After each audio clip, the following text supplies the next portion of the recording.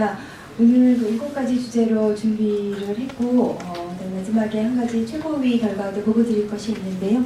바깥에 굉장히 그 많은 오늘 그 정문관 이용 라인업이 있기 때문에 4가지만 보도록 하고 3가지는 선언으로 올리겠습니다. 첫 번째, 2월 가혹한 시간이지만 견뎌낼 것이다. 2월에는 탄핵하라는 광장 촛불의 바람이 실현되기는 어려워 보입니다. 헌재는 어제 11차 변론기일에서 대통령 측이 추가 신청한 증인 17명 중 8명을 채택하면서 변론 일정을 추가했습니다. 사실상 2월 선고는 물 건너간 셈입니다. 추가 증인 신청, 대리인단 총사퇴, 박근혜 대통령 직접 출석 등 대놓고 지연작전을 펴고 있는 대통령 측의 어깃장에 헌재가 국민적 기대에 못 미친 결정을 내린 것 같아 안타깝고 아쉬운 마음입니다. 그러나 현명한 헌법재판관들이 국민의 열명을 모르지 않을 것이라 믿습니다. 전임 헌재 소장의 말처럼 헌재 판결에 심각한 공정한 시비가 발생하지 않도록 3월 13일 이전 탄핵심판 선고가 내려지길 바랍니다. 겨울이 아무리 추워도 어김없이 봄이 찾아오듯이 동투기전이 가장 어둡듯이 찬란한 3월을 기대하며 2월의 시간을 견뎌낼 것입니다. 두 번째 주제입니다. 박영수 대 박근혜 빅매치, 특검의 선전을 당부한다. 박영수 특검과 박근혜 대통령의 빅매치에 기대가 큽니다. 보도에 의하면 특검은 내일 청와대 경내에서 박 대통령 대면 조사에 나설 것으로 알려졌습니다. 발뺌과 무르세로 일관했던 박근혜 최순실 게이트의 상당수 핵심 증인들이 특검의 소환 조사에서는 순한 양이 되어 각자의 죄상을 낱낱이 털어놓았습니다. 청와대 수석, 장차관, 재벌 대기업 관계자, 미르케이스 스포츠재단 관계자 등 일일이 열거할 수도 없는 인물들이 특검을 통해 박근혜 정부의 국정농단 사태의 부역자, 목격자, 내부 고발자로 새로운 이름표를 달았습니다.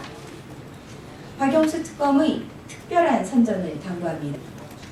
이제는 박 대통령 차례입니다.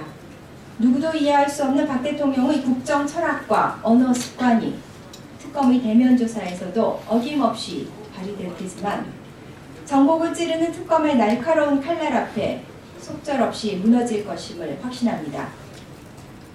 한편 청와대에서는 대면 조사 일정이 언론에 리크돼 문제가 굉장히 심각하다며 간신히 합의에 이른 대면 조사를 무산시킬 가능성을 노출했습니다.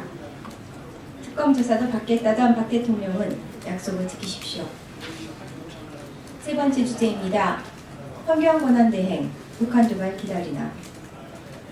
황교안 대통령 권한대행이 뜬금없이 2월 북한 도발설을 제기했습니다.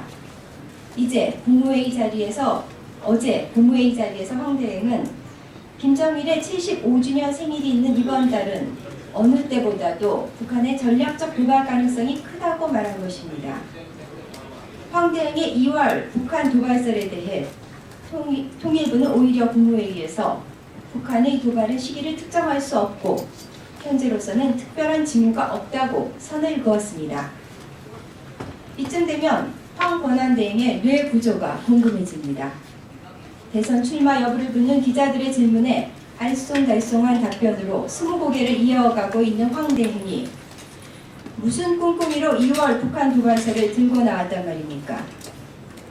대선판의 마지막 주자로 화려하게 등판하기 위한 포석으로 안보 장사에 나선 것입니까? 황 권한대행은 청산 대상인 적폐 그 자체요. 심판받아야 할 박근혜 정부의 2인자임을 다시 한번 상기시켜드립니다.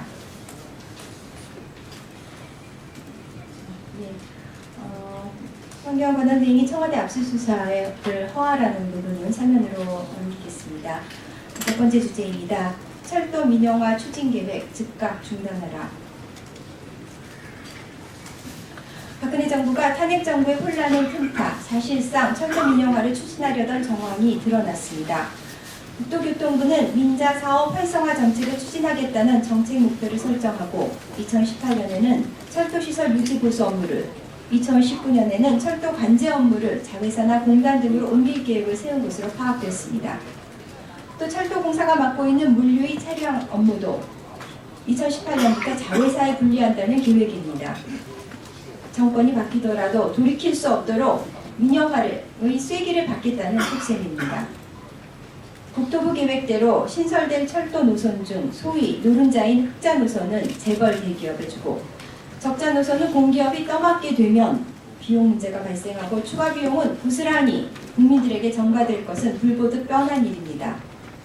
비용 부담도 문제지만 국민들의 보편적 이동권과 국토 균형 발전에 해가 되는 상간벽지 적자 노선의 운행 축소도 불가피해집니다.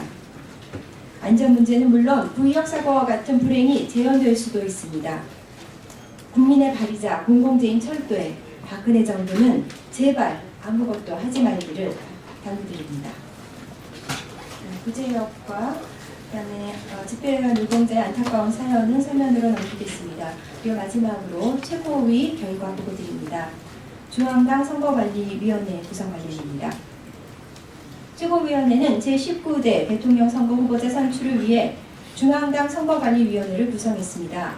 위원장은 기임명된 홍재영 전 국회 부의장이 맡고 부위원장은 양승조, 김영춘, 유은혜 의원이 임명됐습니다.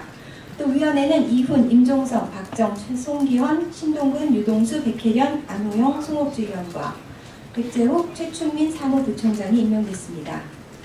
지난달 25일 열린 제30차 당무위원회는 중앙당 선거관리위원회를 설치하여 홍재영 위원장을 임명하고 위원 구성 관련은 최고위원회에 위원회가 있습니다. 이상입니다. 감사합니다. 마음이 급하네요.